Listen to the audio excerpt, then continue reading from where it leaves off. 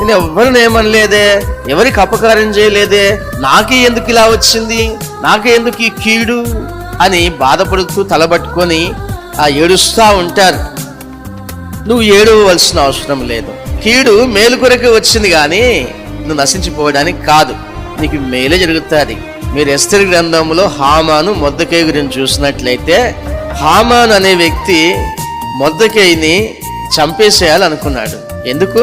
వంగి నమస్కారం పెట్టినందుకు కోప్పడ్డాడు. నేను ప్రధానమంత్రిని, ఆవిడు వాచ్మెన్ నాకు వంగి నమస్కారాలు పెట్టాలి కానీ వాడు నాకెందుకు నమస్కారం పెట్టలేదు అని అనుకున్నాడు.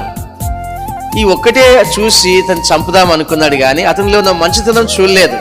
అతను ఎన్ని ఉపకారాలు చేస్తాడు, ఎంత మంచి కాపలా ఉంటాడు, ఏం చేస్తాడనే సంగతి ఆ యొక్క ప్రధానమంత్రి చూడలేదు. కానీ ఆయన ఒకటే కోరుకున్నాడు, వంగి నమస్కారాలు పెట్టాలి, నాకు పెట్టలేదు కాబట్టి ఈయన చంపేసేయాలి అని చెప్పి పెద్ద ఉరికొయ్య తయారు చేసి పెట్టేశాడు. పెద్ద ఉరికొయ్య తయారు చేసి పెడితే ఏం జరిగింది?